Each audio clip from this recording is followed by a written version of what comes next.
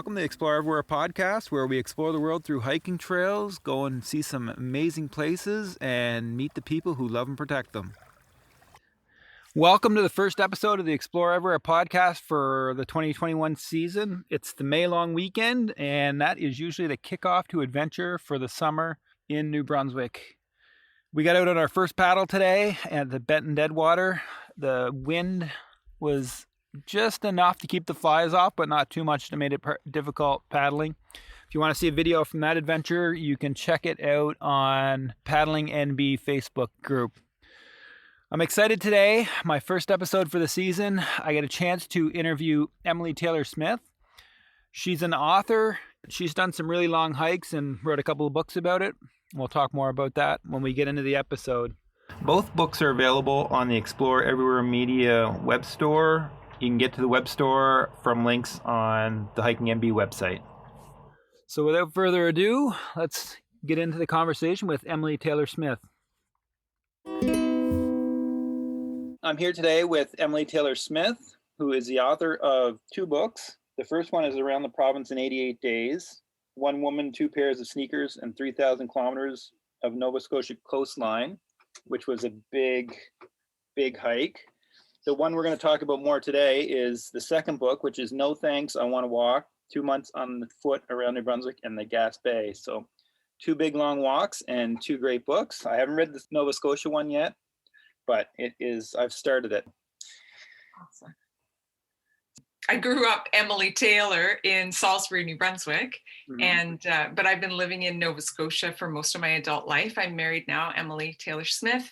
And it's just a dream of mine that I got to do these long hikes, and such a dream. Like ever since I was a little girl, the idea of being able to write and be published, I just am blown away by my good fortune. So I'm so glad I get to share the experiences that I had on the road with people through my book now. And I've got to say, I was pretty young when I developed like a passion for long distance walking.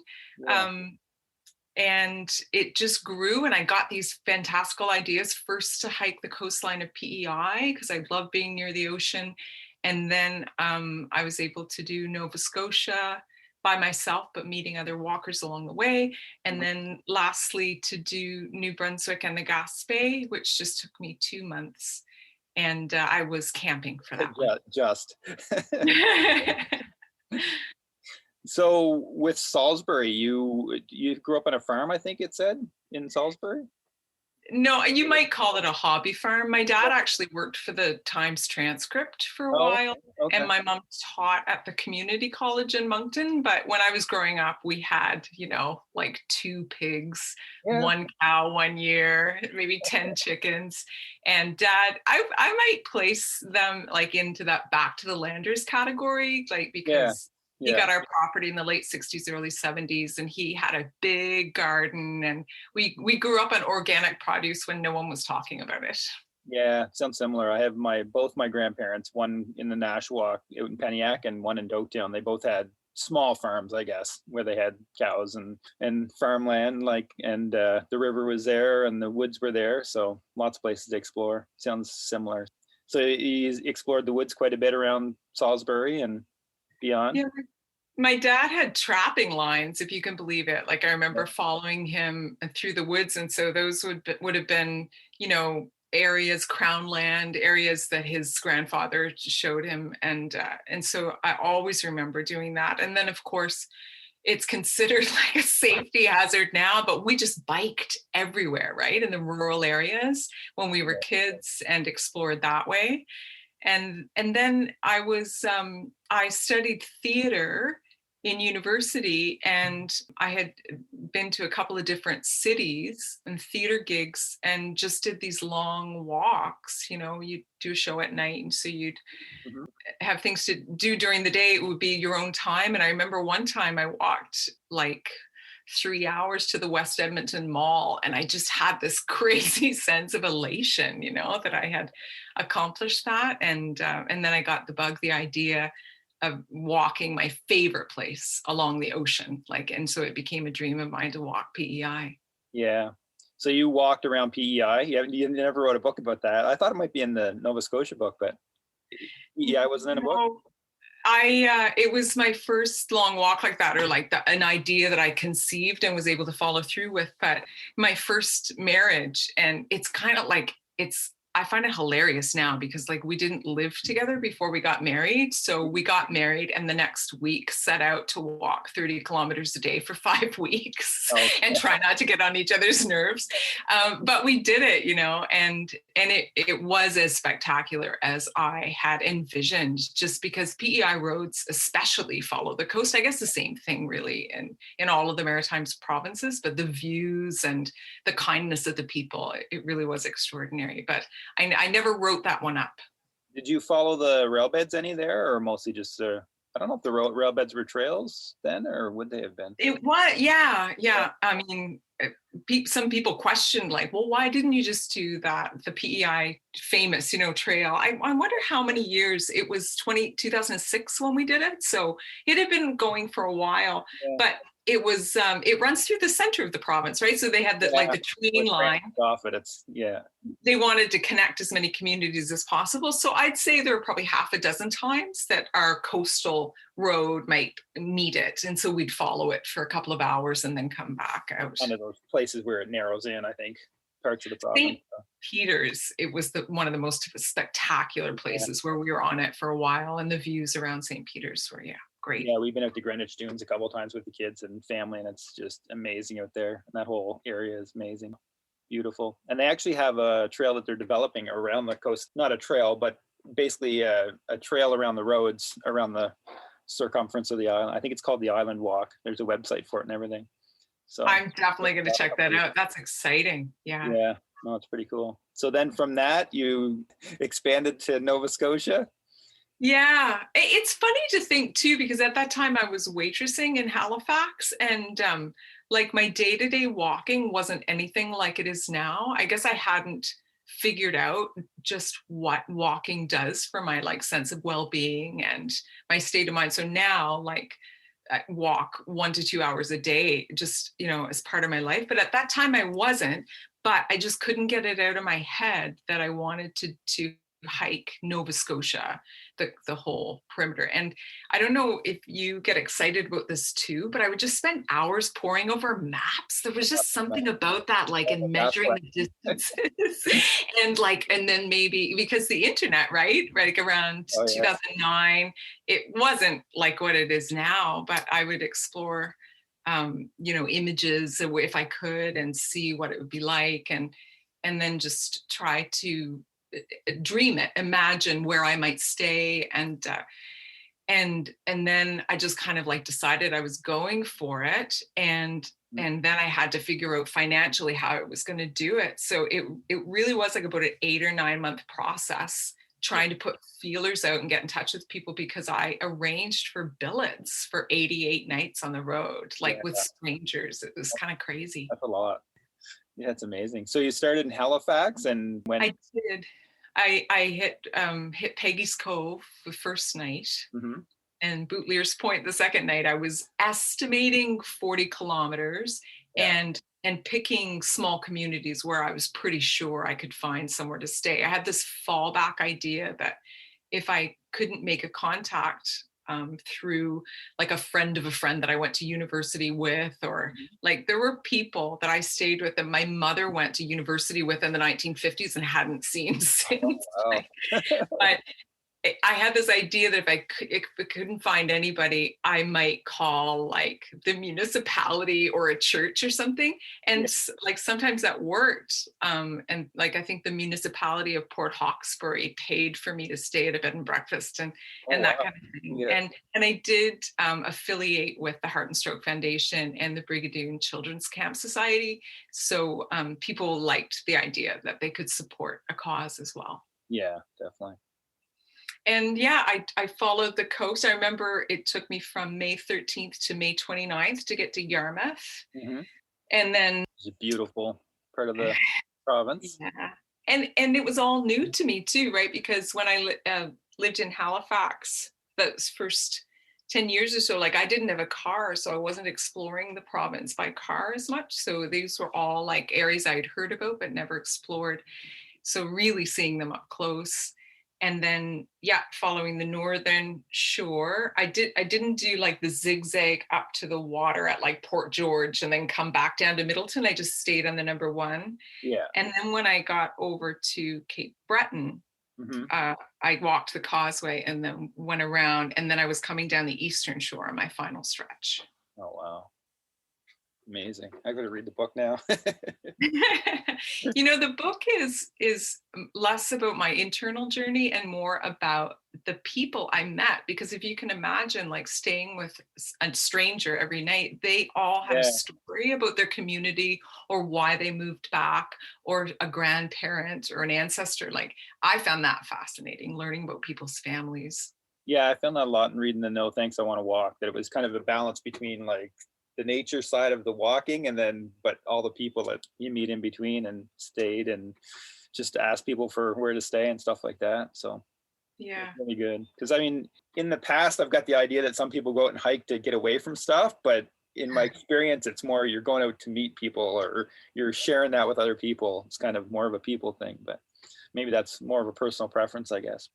I think the Nova Scotia walk really was a mix, because the time that I was walking alone was not quite equal, but almost, because in Nova Scotia, I was inviting people to walk with me. And sometimes people would just arrange to walk with me for 5 hours, Yeah. And I don't know if you agree with me, but there's something that happens when you're walking and talking with somebody that's different than if you're just like sitting down at a table having a conversation. Like I think the motion and not staring into each other's faces, like you can share different things. Yeah, it's just more relaxed and more, it flows better. Yeah, we even see that with the kids, and even when me and Vicky go, it's just like it's a whole different experience.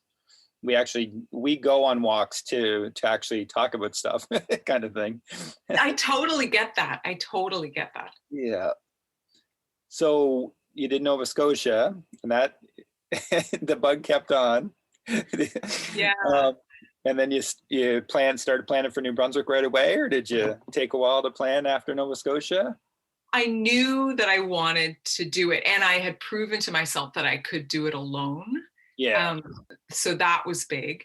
But less than a couple of years after getting back from Nova Scotia, my first marriage ended, and I started my own business, which was a tour business. Mm-hmm. Yeah. So I was very focused on getting that running. That was kind of neat because it was a walking tour, but we stopped at restaurants. Yeah.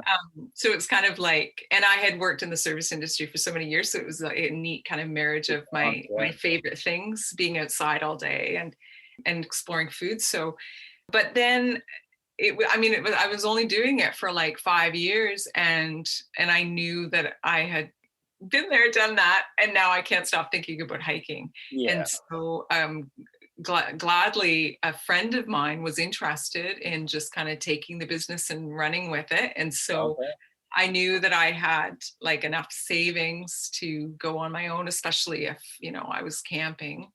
And I started planning it. And I mentioned in the book too, how my partner, Darren, was very, very nervous about the idea of me being on my own. But I had that experience too, right? Of how in Nova Scotia, everyone was so kind and helpful, and I didn't feel threatened at all. Have you proved him wrong now, or is he still nervous? Yeah.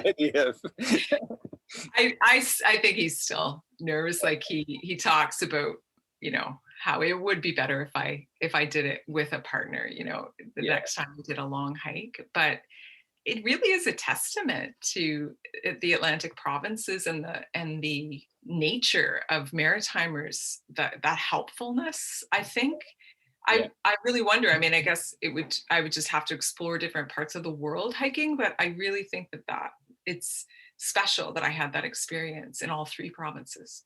Yeah, I think everywhere is overhyped for the danger, but there's definitely higher level of people being friendly, I think, in the Maritimes, and being welcome to letting you stay on their lawns and all kinds of stuff like that. Yeah. So any favorite spots around, I guess, New Brunswick, the Gaspé hike? It is tough. I was thinking about it. always You heard. know, every day is such, you probably know that feeling, right? Every day you get up early, you start moving, and it's like everything is just so fresh and new and glistening with dew and Yeah. exciting and that. But I keep remembering this area. I was coming out of like New Mills and I hit Charlotte mid-morning, Oh, and I could start to see the Gaspé across the yeah. water. And that whole day, right? Charlotte, and then coming into Dalhousie, and then towards Campbellton, like The it was big just town. magical. Yeah. I'll just never forget it. Yeah. I was up there actually a couple weeks ago in Charlotte, and when you get down to Eel River Bar, where that long beach goes across, you probably walked across that, and you start Yeah. seeing the mountains on the other side. It's just, I used to work up in that area, and I used to sit in the office and look across at the mountains on the other side and just dream about going over there and hiking. It's And beautiful. something so changeable about it. I don't know if it was like the weather that day. Like I felt like it went from kind of like dark and misty to like bright sun glistening. Like I felt like the mountains were changing in some way, Yeah. like as I progressed on my route. Oh, it's amazing. And the Gaspé was really nice. It was that I'm going to use the word variable or changeable for that experience too, because the south shore of the Gaspé I found completely different than the north shore. And that made it such an exciting exploration. It was all the sandy beaches and the long views. And you'd Yeah. have hills up on, like the ocean was on my right for that first, well, I guess it was the whole way around, but you know, you'd have these long hills. And then once I kind of did the crick of the peninsula and started heading back, it was those, you know, those pictures you see everywhere, right? The mountains were like so close you could touch them, and the ocean so close you could touch it. And you're just on this little strip of land. Extraordinary. And I noticed the wind was like, I just turned that corner of the peninsula and it was just like someone just turned on a fan full blast. But I love that. I mean, and how incredible that here we are. It like, and Darren drove to meet me on my last day or when I finished. And I mean, what is it, like a 10-hour drive from Halifax to the Gaspé? And it's like another continent. Like it's so different. It really is. I mean, how amazing that we have that so close. Yeah. No, that's why I'm surprised I've never really explored that whole peninsula. I've virtually explored it on Google Maps and lots of times. I know all the mountains, I know all the areas. I just haven't been there yet. It's just not. You'll love it. There yet. Yeah. No, you will love it. So your experience with the Fundy footpath was a little bit challenging. I almost feel sad that I didn't, but I was being honest, I guess. I just really struggled. And it could have been like, I was thinking about it. If I had done that on the last week of my 60 days on the road, I wonder if I would have had a different experience than doing it on like day 8. Because I had really only been on the road for a week. Oh, so you weren't used to the walking yet, you think? I think that was part of it, yeah. But it's such an extremely different experience than what I was doing, which was walking on pavement, you know, and I didn't anticipate it. I really had no idea. And it's so funny too, like I read blog entries about it. I remember going on YouTube and watching a video of this couple who decided to run it in 24 hours with headlamps, like, and they're running on the path. But no, I didn't get it. I didn't get what it was going to be like. I'm so glad I did it with my friend Laura. I mean, I suppose people do it alone. They don't recommend it, but I don't know if I would have. Pretty busy. Yeah. Did you did Nova Scotia? Did you get around Cape Chignecto area, or did you? No, that was because I would have I couldn't find a billet in there. You know what I mean? It was too many kilometers. So I just skirted that and went to Apple River. Okay. And that was interesting because it was like an old logging road, I think, that kind of skirted Cape Chignecto. And that was almost like a path in the woods. It was so overgrown, but I had someone with me that day too. So I found the Fundy footpath really tough, but I write in the book as well. I noticed the people around us were taking their time, and I really think, as well as wanting to be in a little better conditioned next time, but just to take my time. And that's the point of it, right? Is to enjoy and like smell the roses. But instead, I just had this kind of crazy regimented schedule, partly because my expectations are too high. Yeah, but I have a bit of that myself. It is an extraordinary spot, world renowned, right? And I do want to do it again because I do want to have a different experience rather than just kind of like pushing my way through. You did it fairly quickly. Did you do it in like 2 days? Is that? Yeah, so we camped overnight, like at the beginning at the bridge. Yeah. And then we started.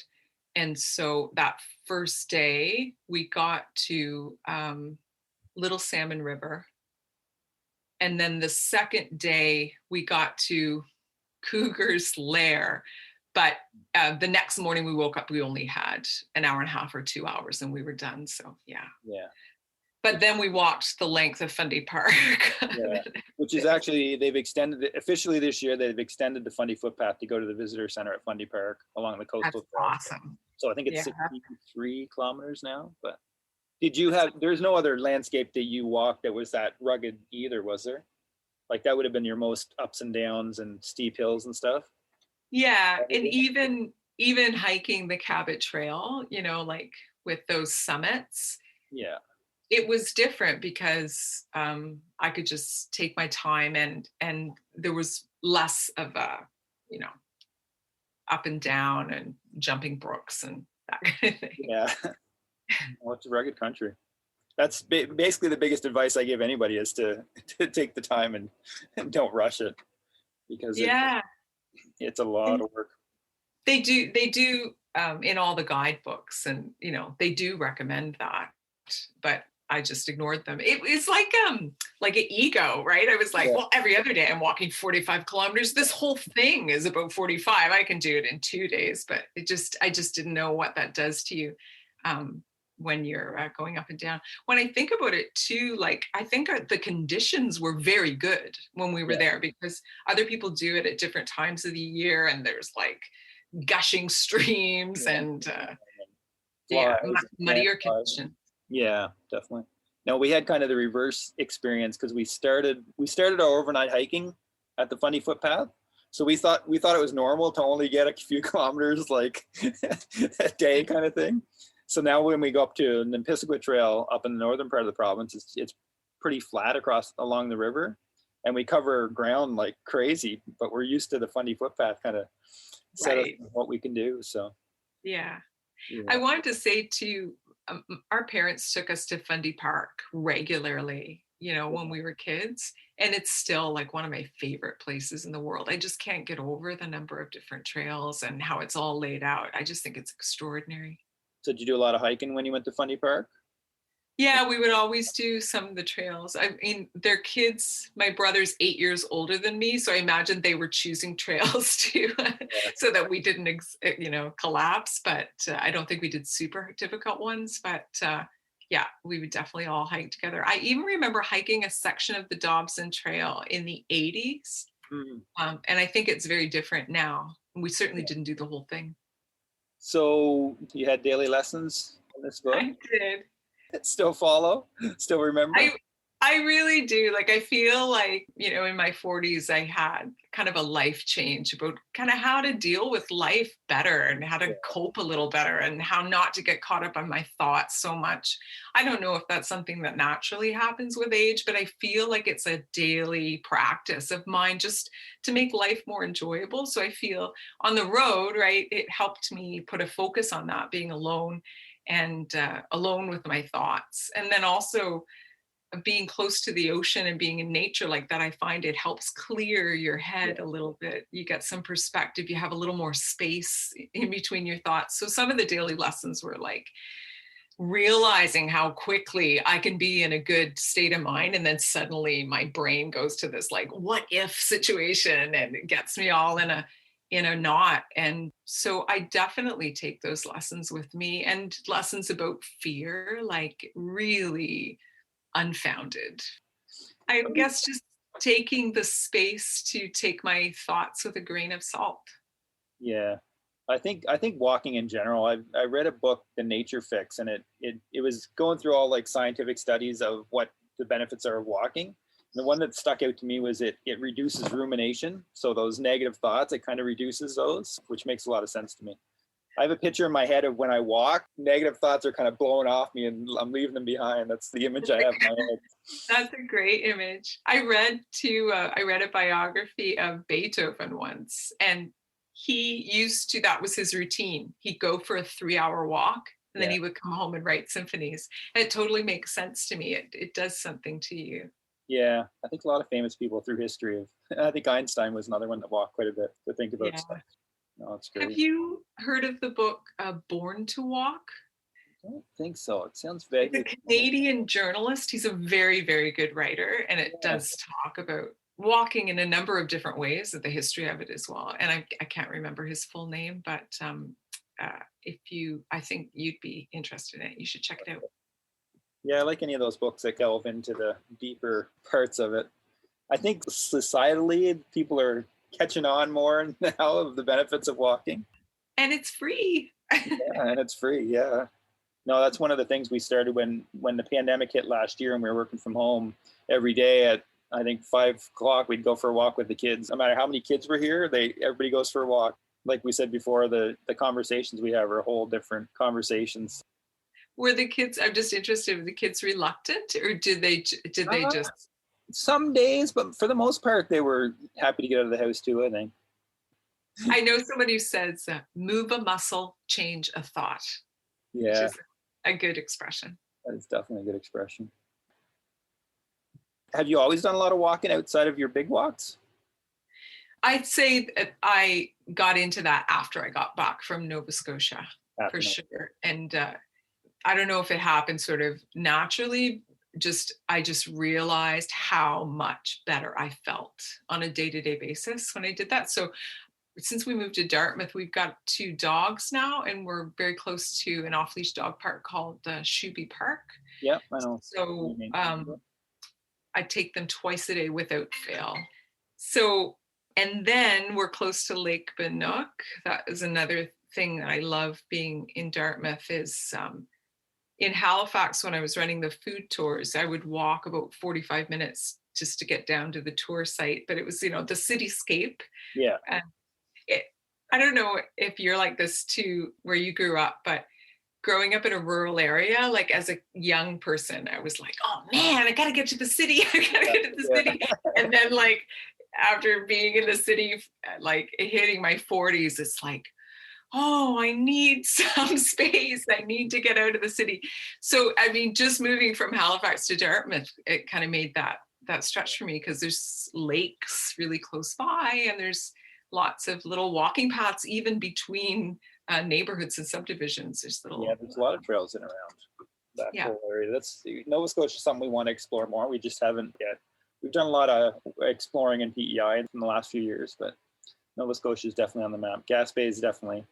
Newfoundland, you had plans to go to Newfoundland, I think, at some point. Maybe try that out, or? Yeah, well, that's you're saying like you always wanted to go to the Gaspé. It's one province I've never been to, and so I really do want to explore it. And I think I'll do it differently. Like I think I'll just explore the trails, rather than trying to do like a through line. And a very remote province. Yeah. And the trails are on different parts. Like I'd like to explore different parts of the province, but rather than, I had this idea that if I did the Avalon Peninsula, I could do like a through line and hug the coast. And maybe I'll do that someday. But I think first I'd really like to explore the trails because they've put a lot of resources into their trails and they're really well documented. And I've been there. I've been there twice, and I talk about it all the time going back. I love it there. It's amazing. It's the same thing. It's at coastal mountains. Like it's really amazing. I'll pick your brain then for what areas to check out because I really know very little. Yeah, Gros Morne's the center of it, all the hiking side of things. But even to the south of Gros Morne, there's Blow Me Down Mountain, I think it might be, provincial park. My cousin went there and he said it was absolutely amazing. Same landscape, that mountainous with the bays and the ocean and stuff. That's really amazing. St. John's a whole other experience. It's the city side of things, and you have St. John's with the bay there, but even up around the peninsulas and stuff is amazing. I was there both times for weddings. The first time was on the St. John's side. The second time was over in the Corner Brook area, north of that. But any of those coastal communities, they'll have little trails out around the bays and stuff. Just unreal. There's one I went to, I think it's at Kings Point. I think it's the Alexander Murray Trail is what it's called. But it's basically, they built a staircase up the side of this mountain and it looks out over the bay, and there must be 500 steps to get to the top. Like it's just crazy. It passes by like 3 waterfalls. And it's all that kind of mossy, kind of Newfoundland landscape that's so cool. Wow. Yeah. I did some hiking in Italy once, and I remember there on the Amalfi Coast, I think it took us like 3 hours to climb these stairs, up to this part. And we did a volcano as well. That was an extraordinary experience. Yeah, I'd like to do that. I think I read somewhere this morning in an interview that you did that you have plans for Wales. I had it booked. We had you had it booked? We had it all booked, and then the pandemic hit. So just exploring the number of trails that hug the coast in Wales. But the one that we were looking at was Pembroke, but any of them I would like to give a shot. And there are companies that, like, you could do a self-guided thing, or they help you by, taking your bag and telling you which bed and breakfast you're going to stay in which night. I don't care how I do it, but I looked at pictures of it and I got emotional and was like, I have to go there. Yeah, my sister lives in Newcastle, England, so we've been over there a couple of times, and it's just, there's trails everywhere, and they're like, it's amazing. Just, we went to the Lake District, we went up into Scotland, like just everywhere you go, there's like amazing trails, and it's just endless. And she puts pictures on every week of she's going for walks, and it's just these amazing hikes, and she's just going in the countryside around where she lives. So, and it's more of the culture there too, right? Yeah, definitely. No, there's walking groups all over the place, and it's just amazing, and the history and stuff too. So, the book writing side of things, but are you more excited about the book writing side of things or the walking side of things, or is one better than the other, or is it just all part of the package? Yeah, I don't know if I can, as I said at the beginning, like, they're just both dreams of mine. Yeah, it's I've just been journaling and writing my whole life, so it just seemed natural to put it all down on paper, when I got home from my walks. Yeah. And I actually got into poetry a little bit this year, which I'm really enjoying, and not knowing what I'm doing. But so, yeah, I think writing will always be a part of my life, and walking. But it's so funny because it felt so natural for me just to write it down. And then it was my mother who said, did you know that Pottersfield Press has a prize for creative nonfiction? And, you should submit this. Okay. And I was like, I can't submit my bad journals to Pottersfield Press, I had no idea that, that it would be cohesive enough that they would want to work with it. So it just felt like such a bonus. But I think I'll continue to document my journey. In Nova Scotia, you weren't even sure you were going to write a book about it? I wanted to, but to be honest, I wasn't sure if I had the stick-to-itiveness. Yeah. And it actually took me 9 years. Like, I kept saying I'd be running my walking tours, and I'd be like, I gotta fulfill that dream to write that book, Yeah. And it was like, okay, well, next time, or I might like get a little bit started. And I was almost amazed at myself when I got the bug and actually found myself sitting down at the computer for like 2 hours a night. And then it was exciting actually to have that space of time between finishing it and then listening to my recorded voice journals. And so it was like a real re-experiencing. But when I got back from the New Brunswick and Gaspé hike, it was the first thing I did. I just sat down and just wrote and wrote and wrote until it was all out, because it was just... I find the book writing can go either way. It's either really tedious or it's somewhat enjoyable. Yeah. But I've written some guidebooks and stuff, and it's for me, it's a little bit more tedious. I'd like to write books at some point, but it's a lot of work to go into them. It's amazing. It could be for me that those aspects. So like when I hike, really I like to be close to the ocean when I'm hiking is like my thing. So maybe my thing when I'm writing is not to write research books, or it's maybe just to write about my hiking experience. Maybe that's where I'm most comfortable. I don't know. Yeah, I think I get a bit of what you say when I create the websites for the hiking stuff. I'm going through the pictures again. I'm going through and like I'm basically reliving it all again, going through the maps again, and I love that part. Like the kind of revisiting of it. That's the part that it's my passion. So what are your hopes to inspire others with some of this stuff? Well, or are you writing it more for yourself? I do love the idea. I mean, the number of people here in Halifax, Dartmouth that have read the Nova Scotia book and said it inspired them to go explore certain areas, I find that really exciting. Yeah. I have this thing about walking, like I sound like a broken record, but I feel like people don't understand how it can make their life better. So I just keep wanting to tell people that. I was going to say too, like I had an opportunity, my mom really loves to travel. So before all this hit, like she was able to take, and like with my tour season, right, I would have winters off. And so she invited me and my sister on these trips to like Germany and Hungary and Italy. And I discovered that we would be in these places and, you would walk throughout the day to explore. But like for me to really enjoy it, getting up by myself at 6 a.m. and going for a walk by myself and exploring, like it's like it set me for the whole day.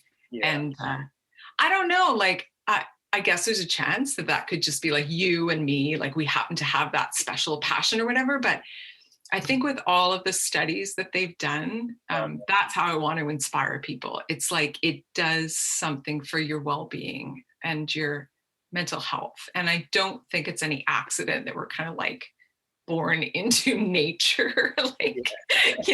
We need to be in touch with it. Hey, have you ever heard that thing where they say, if you spend your life walking on like synthetic sneaker soles, you're not like in touch with the actual earth? And that if you spend if you spend a certain amount of day barefoot on the earth, it'll change kind of your well-being. I don't know. I want to explore it more. But. Yeah, some of the studies I was fascinated with, I might have been from that Nature Fix book, which I never even thought of before, but people that grew up in Toronto and have never left Toronto their whole lives, when they come out, they can't even maneuver down like small hills because they've never walked on a hill before. Like it's like wow. So foreign to them, and it's just amazing to me that. But I mean, even when you start walking or hiking on difficult trails like the Fundy footpath, it takes a while for your brain to get used to walking on that kind of terrain. Yeah, that's a really good point, actually. I mean, I didn't even think about that. I was just saying like, oh, I'm not strong enough or whatever. But yeah, it's like a skill that you're developing. Yeah, no, definitely.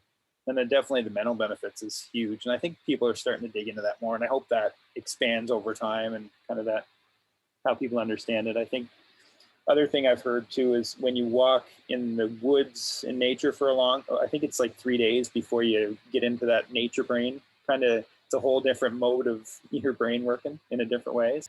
Yeah. Doing it for thousands and thousands of years, and we've kind of gotten away from it.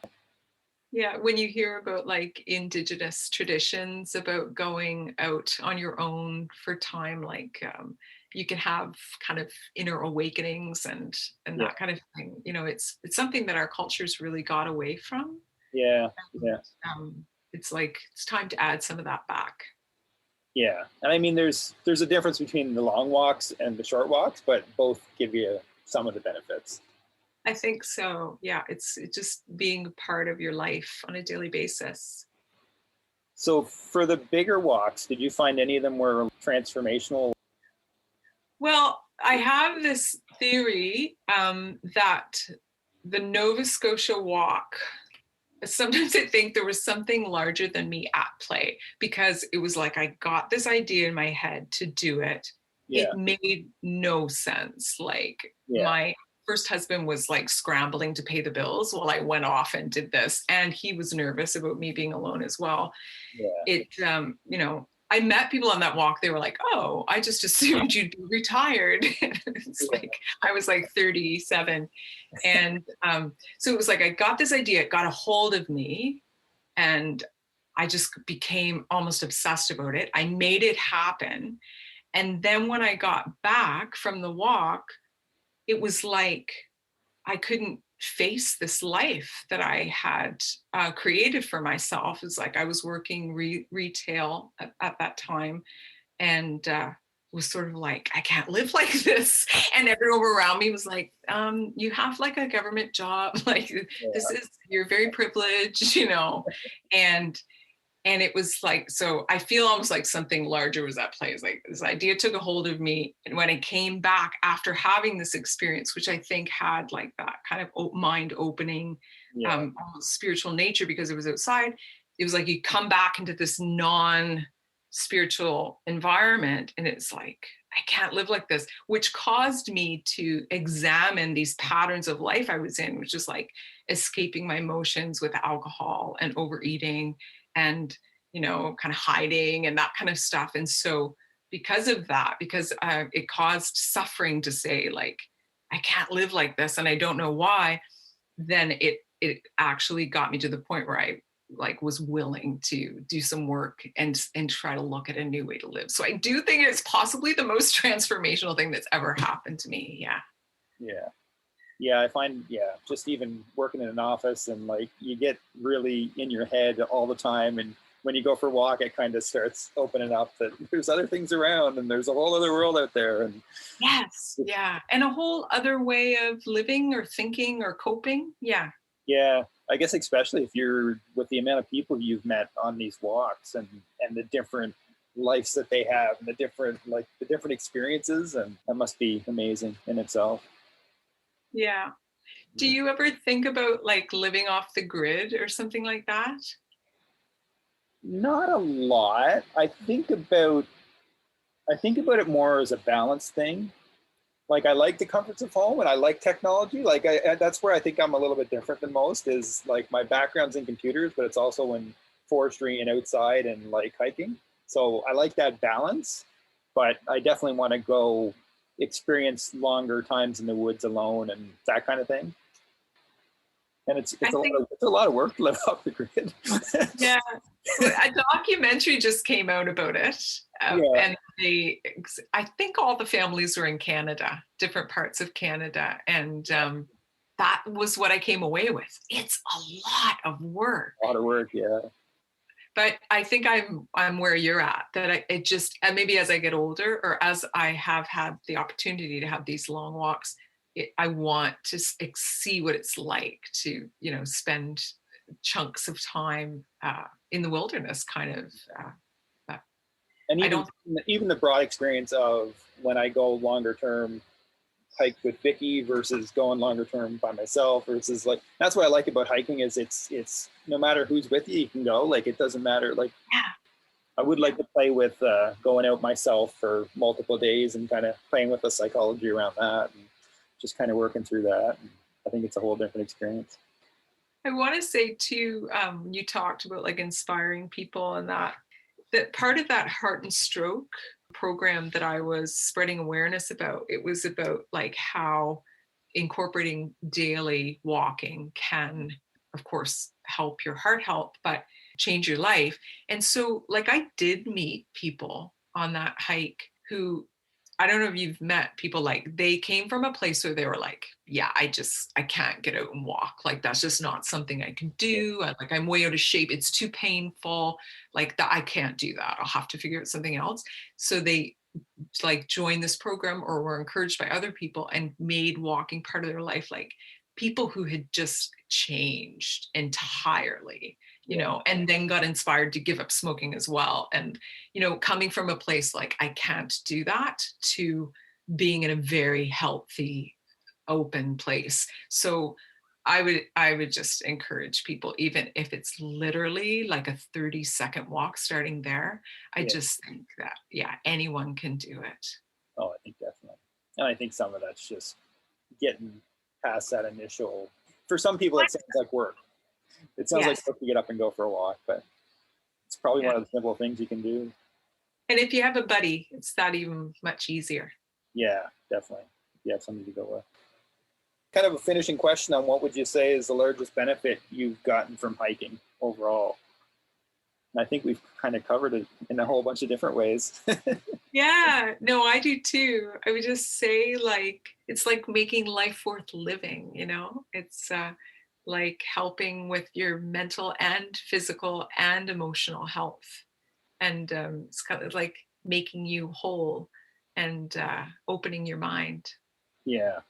And if you start, you might get addicted to it and go into bigger hikes and Right. walk around the edge of provinces and And get more people addicted too. yeah, no, definitely. I talked a lot about the well-being, but I don't know if I talked about just the joy of exploring as well. And like, I'm amazed at the amount of work that you do, like to spread the word about exploring this area. And Very simple, because I just love exploring. I love yeah, reading the books. I'm like, oh, I've been to that place, or I haven't been to that place, or I've been. yeah. And that's such a huge part of it. And the I guess the obvious difference of walking to explore an area rather than driving, but I think even there's a difference walking rather than biking.